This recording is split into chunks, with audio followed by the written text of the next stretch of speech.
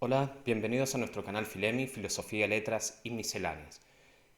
En este video vamos a desarrollar brevemente algunas nociones del gran psicólogo y psiquiatra suizo nacido en 1961. Me refiero a Carl Gustav Jung, uno de los más brillantes estudiosos junto con Sigmund Freud de la psique humana.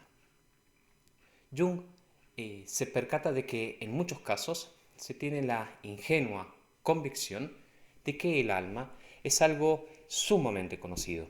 Cada uno cree saber lo que le pasa y lo que al otro le conviene, lo cual encierra la suposición de que todos somos iguales. En realidad, nos dice Jung, solo se puede hablar de homogeneidad en la medida que se es inconsciente de la diferencia que existe entre los sujetos. Pues cuanto más inconsciente sea un hombre, más obedecerá al canon universal del comportamiento psíquico, a lo comúnmente esperado. En cambio, cuanto más consciente sea de la propia individualidad, mayor será su emancipación de la regularidad colectiva. Ahora bien, ¿qué es eso que llamamos inconsciente? ¿Cuál es su contenido? En primer lugar, debe observarse que no es lo desconocido sin más. El contenido del inconsciente es aquello que uno conoce pero que actualmente no está pensando. Todo aquello de lo que uno en otro tiempo fue consciente pero que ahora ha olvidado. Todo aquello que mis sentidos perciben pero que mi conciencia no repara. Todo lo que siento, lo que pienso, quiero, recuerdo y hago sin intención y sin prestar atención. Todo lo futuro que se va preparando en mi interior y que solo más tarde llegará a la conciencia. Todo esto, todo esto es el contenido de lo inconsciente, un contenido que en algún momento pudo haber sido consciente y ya no lo es. O bien, un contenido anteriormente consciente que procura serlo. O bien, un contenido más o menos facultado para acceder en algún momento a la conciencia. A todo lo indicado debemos añadir aquellas funciones que Jung denomina procesos psicoides, que se hayan incapacitados para acceder a la conciencia y que están profundamente vinculados con lo instintivo. Ahora cabe preguntarse, ¿en qué estado se encuentran esos contenidos inconscientes cuando no están relacionados con el yo consciente? Se encuentran de igual modo que los contenidos conscientes, esto es, como contenidos psíquicos, como se hace patente, por ejemplo, en los casos de doble personalidad. En el estado inconsciente, efectivamente, todo sigue operando como si fuese consciente. Se percibe, se siente, se piensa, se quiere, como si existiera un sujeto. Inclusive en algunos casos, como en el referido de la doble personalidad, aparece algo así como un segundo yo que compite con el primero. No obstante, nos advierte Jung, el estado de los contenidos inconscientes no es el mismo que el estado de los contenidos conscientes. En el estado inconsciente, los complejos pueden enriquecerse con asociaciones, pero no pueden ser corregidos, no se transforman, sino que se conservan en su forma original. Asimismo, tales complejos adoptan un carácter compulsivo, que solo despertándolos a la conciencia se los desprende. Finalmente, ellos asumen un carácter arcaico mitológico y por ello luminoso, como se manifiesta en las personas que padecen esquizofrenia. En el estado consciente, por el contrario, los complejos son corregibles, esto es, pueden ser sustancialmente modificados. Allí se desprenden de su envoltorio mitológico, se personalizan, puesto que entran en el proceso de adaptación que tiene lugar en la conciencia y se racionalizan. Pareciera entonces como si el proceso psíquico inconsciente, al tomar mayor distancia de la conciencia, descendiera a una etapa más primitiva y se acercara a la base instintiva y a los atributos que ella caracterizan como el automatismo y la no influenciabilidad. La inconsciencia, conforme con lo desarrollado, es un medio diferente al de la conciencia. De todos modos, sin embargo, en las zonas próximas a la conciencia, lo claro y lo oscuro alternan con demasiada frecuencia. Esta capa límite nos muestra lo relativo que es el estadio inconsciente, razón por la que algunos estudiosos se han visto tentados, digamos, de llamar a lo inconsciente subconsciente, término que si bien encierra una concepción de la naturaleza de lo inconsciente un tanto, digamos, incorrecta, no deja de traslucir este singular hecho, la zona fronteriza entre lo consciente y lo inconsciente. Pero así como en esta delgada línea se descubre lo relativo del estado inconsciente, también se observa algo semejante en el estado consciente, pues dentro de su marco no solo hay una conciencia sin más, sino toda una escala de intensidad de conciencia. Escribe Jung: entre yo hago y no soy consciente de lo que hago, no solo hay una diferencia abismal, sino en ocasiones incluso una acusada oposición. Existe pues una conciencia en la que prevalece lo inconsciente y una conciencia en la que predomina la autoconciencia. Esta paradoja se comprende inmediatamente si se tiene en claro que no hay ningún contenido consciente del que se pueda afirmar con seguridad que somos totalmente conscientes de él. La conciencia, por ende, tiene un carácter relativo, bajo cierto aspecto consciente y bajo otro inconsciente.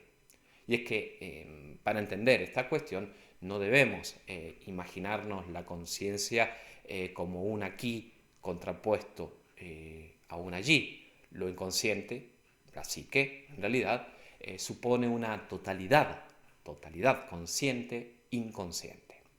Hasta el momento nos hemos circunscrito a la consideración de la psique desde el estrato de una conciencia, como no puede ser de otro modo, y de un inconsciente personal.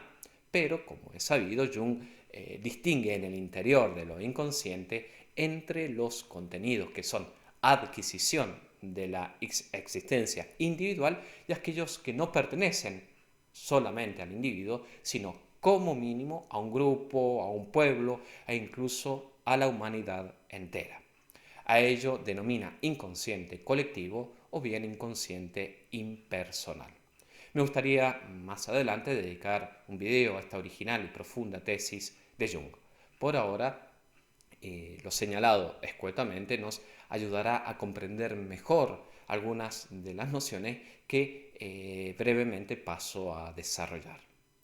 Considerando la estructura de nuestro cuerpo, sería imposible que la psique fuera el único fenómeno biológico que no presentara vestigios de su historia evolutiva.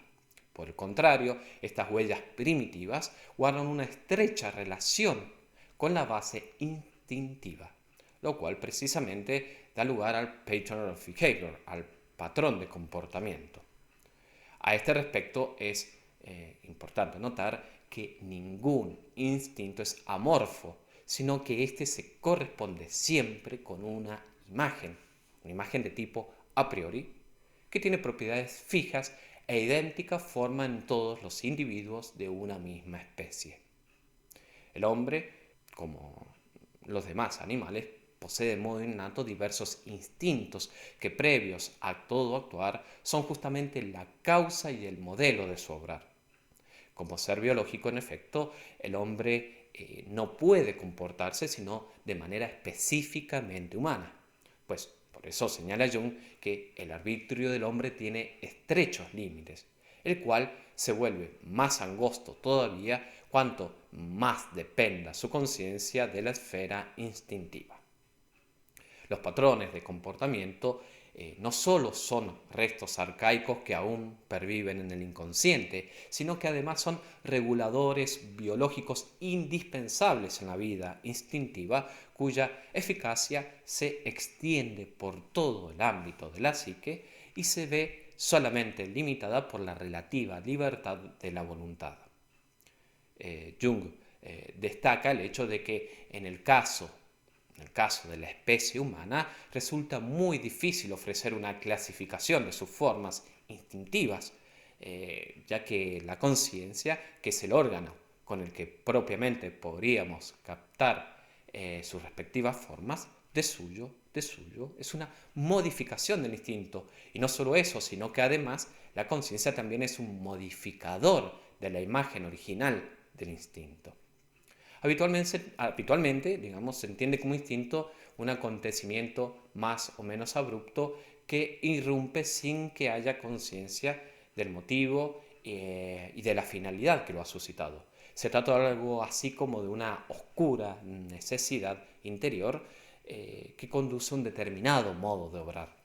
La acción instintiva, por consiguiente, es un proceso inconsciente que solo es accesible a la conciencia a través de sus resultados. No obstante, no todos los procesos inconscientes deben ser calificados como instintivos. Veamos algún ejemplo que haga más gráfica esta distinción. Quien se tropieza con una serpiente tiene por lo general un miedo súbito, pero quien teme, pongamos el caso, no sé, una gallina, tiene más bien fobia que miedo instintivo, pues no es un proceso generalizado, sino que solamente se da en casos aislados. Existen, por lo tanto, imperiosas necesidades inconscientes como las ideas obsesivas, las ocurrencias y caprichos repentinos, los impulsos afectivos, las depresiones, las sensaciones angustiosas, etc., que deben distinguirse de los procesos instintivos a los que Jung caracteriza del siguiente modo.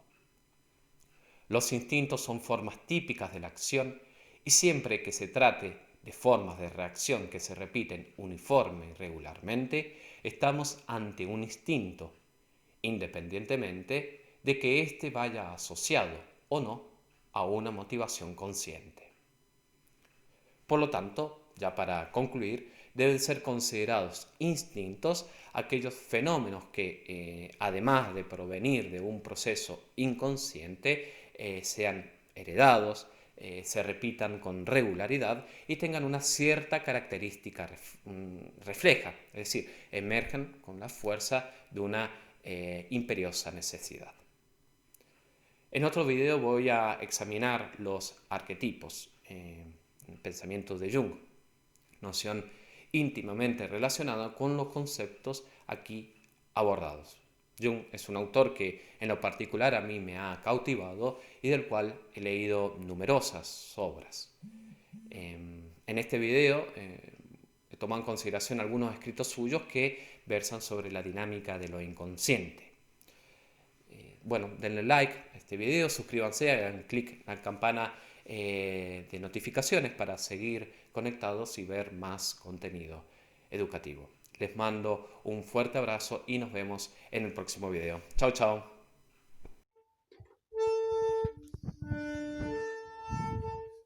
Un tanguito.